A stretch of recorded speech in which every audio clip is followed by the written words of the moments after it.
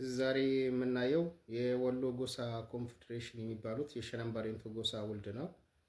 በ13ኛው ክፍለ ዘመን መጨረሻ ላይ በደቡብ በቦርከና ወንዝ፣ በምስራቅ አዋሽ፣ በሰሜን ሚሌ እና በምዕራብ ከባሽሎ ዋና ውሃ ጋር በተገናኘ አካባቢ ይኖሩ እንደነበረ ተዘግቧል። የታሪክ ጥንታዊ ታሪክ ጸሐፊዎች ጽፈዋል። እንዲሁም የደቡብ መሃል ሜዳ እና እንደ ጃማ፣ ለገሄዳ፣ ለገጎራ፣ ለጋምቦ፣ አሊ ቤት፣ አባይ ቤት እና ጊምባን የመሳሰሉ ቦታዎች ላይ የሸነምባሬንቱ ውልዶች ጥንታዊም ነበሩ።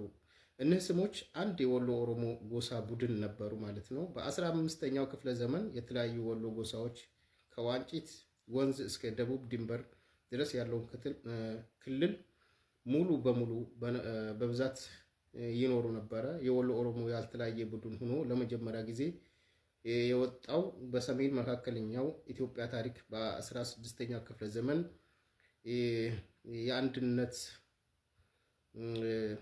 ዘመን መጨረሻ ላይ ተሐድሶ ተደርጎ የአንድነት ወደ ሰሜኑ አካባቢ በአንድነት የዘመቱበትና አንድነትን የፈጠሩበት ነው። ስለ ወሎ እጅግ በጣም ጥሩ ማጣቀሻ የመጣው ከአጼ ጸረ ድንግል 1563-97 በፔሬቾን ከተዘጋጀው አጭር ዜና መዋዕል ነው። በ1578 እስከ 79 በርካታ የወሎ ኦሮሞ ጀግና ተዋጊዎች ከጸርጸ ድንግል እና የሰሜን ባህር ግዛት አስተዳዳሪ ከነበሩት ይስሐቅ ጋር ተዋግተዋል።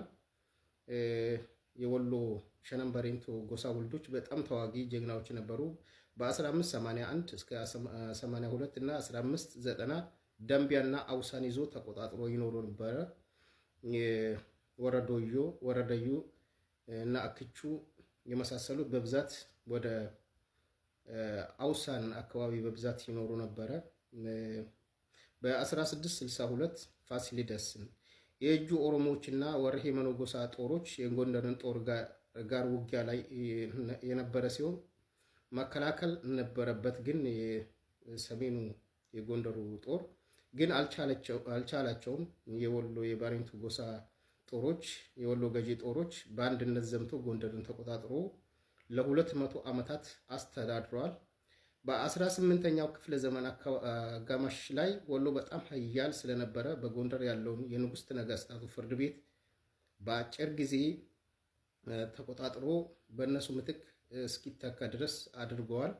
የእጆች አጋዥ የነበሩ የቱለማ ኦሮሞ ጎሳዎች ከወደ ወሎ ቦረና አካባቢ ቀደም ሲል እንደተገለጸው የቦረና ዋና ክፍል የነበሩ ቱለማዎች በደቡብ ምዕራብ ጎጃም ጎንደር ላይ በብዛት ይኖሩ ስለነበረ ከየጁ ኦሮሞ ገዢዎች ጋር አንድነት ዘምቶ አሸነፉ። በጎጃም አካባቢ በብዛት ነበሩ። የወሎ የእጁ ገዢዎች ኦሮሞ ገዢዎች ጎንደር በ1682 በደንብ አድርጎ መሰረቷት፣ አሳደጓት። ውጫሌ የሚባሉ ጎሳ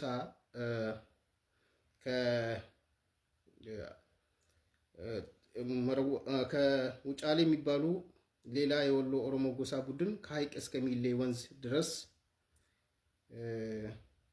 የያዘ ከሚሌ ሰሜናዊ ክፍል የደረሱት ግዛት እስከ ጎሊማ ወንዝ ድረስ ያለው የእጁ ኦሮሞ በመባል ይታወቅ የነበረ ነው።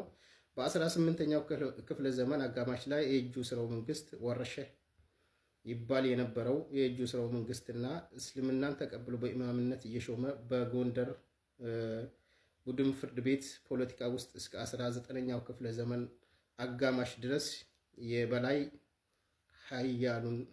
ሀያል ሆኖ አስተዳድሯል እና የወሎ ጎሳ ኮንፌዴሬሽን የሚባሉ ሸነምባሬንቱ ይህንን ይመስላሉ በጥቂቱ ማለት ነው።